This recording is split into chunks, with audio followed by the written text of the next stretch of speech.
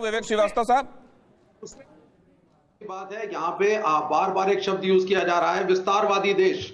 मेरे ख्याल से 9वीं और 10वीं के छात्रों से अगर पूछा जाए कि उनकी इतिहास की बुक में सीबीएसई के क्या लिखा है, तो साम्राज्यवादी पावर यानी कि इंपीरियलिस्टिक पावर्स जो हैं वो अलग होती हैं। चाइना को आप विस्तारवादी देश नहीं कह सकते। विस्तारवादी देश है यूनाइटेड स्टेट्स ऑफ अमेरिका, जिसने क्रिएट किया तालिबान, अलकायदा, तेल के लिए गल्फ में राजनीति की और इस्लामिक टेररिज्म को जन्म दिया। इसको कहते हैं विस्तारवादी, जिसके आगे जाकर के हमारे प्रधानमंत्री नतमस्तक हो उठते हैं।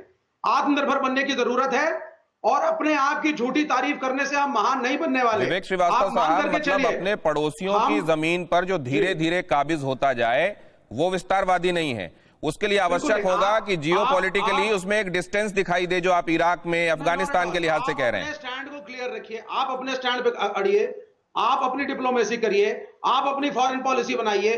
क्या है आपकी फॉरेन पॉलिसी? टीवी पे आके प्रधानमंत्री कहते हैं आत्मनिर्भर, 6 साल से ग्लोबल पिकनिक मना करके 100% एफडीआई की बात कर रहे हैं। Is there a clarity on economic policies? दूसरी बात, बार बार यहां डिबेट में कहा जा रहा है कि भाई दुनिया के जो देश हैं वो अब हिंदुस्तान को चाइना का कॉम्पिटिटर माने। क्या बात कर रहे हैं आप? आंकड़ा क्या है आपके पास? हमारे देश की मैन्युफैक्चरिंग ग्रोथ कितनी है? फिर आप कहेंगे मैं इंडिया को क्रिटिसाइज कर रहा हूं। वी आर जीरो और may be negative in manufacturing right now. ये हमारा रेट ऑफ ग्रोथ है। इन आंकड़ों को पढ़िए पहले जाकर के। कहां से आप स्टैंड करेंगे?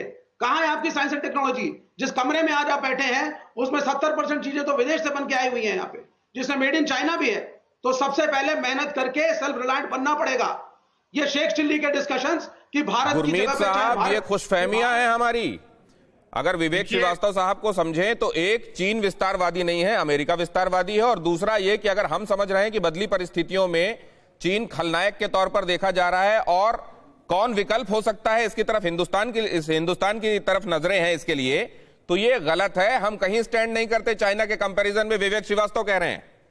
ये पहले आत्मविश्वास लाना पड़ेगा जो कम से कम आपके बातों में नहीं झलक रहा है। आप सुनिए गौतम साहब, ये शेख चिल्ली की बातें छोड़ करके अगर हम भारतवासी थोड़ी मेहनत कर लें तो बेहतर होगा।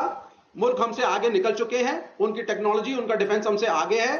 मेहनत करिए, टक्कर दीजिए, आगे बढ़िए, ये आपकी नीति होनी चाहिए। शेख चिल्ली के सपने कि हम बड़े महान हैं और हमारी आप चाइना के गुड्स यहाँ पे आते हैं, मार्केट में आपके बिकते हैं और ये पैनल पे जितने बैठे हैं सब लोग जाकर के खरीदते होंगे।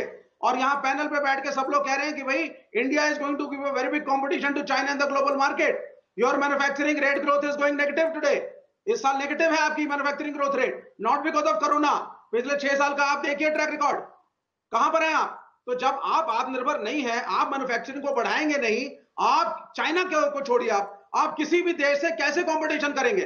फॉरेन पॉलिसी आप। चलिए ठीक है विष्णु जी, मतलब ये कुल मिलाकर कि हमने शेख चिल्ली की तरह सपने देखे हैं, आज तक कुछ भी नहीं किया है। विवेक श्रीवास्तव जी की बातें अगर देखें तो चाइना हीरो दिखाई देता है और हम जीरो दिखाई देते हैं।